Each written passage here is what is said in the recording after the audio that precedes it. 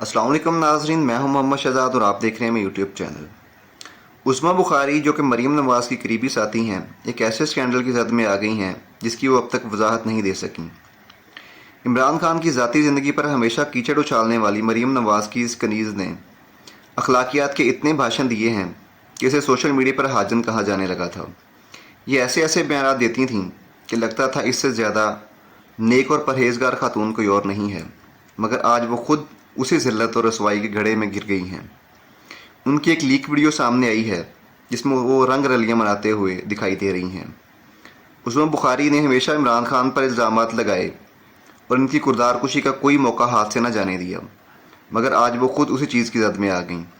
انسان جو کچھ دوسروں کے لیے کرتا ہے وہی اس کے ساتھ ہوتا ہے۔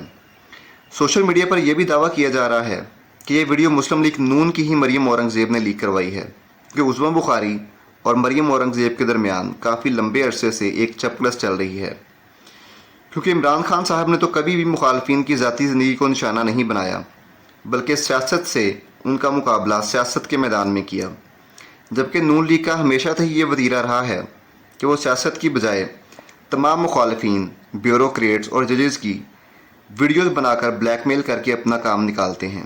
یہ سلسلہ بند ہونا چاہیے۔ سیاسی مخالفین کا مقابلہ سیاست کے میدان میں ہی ہونا چاہیے۔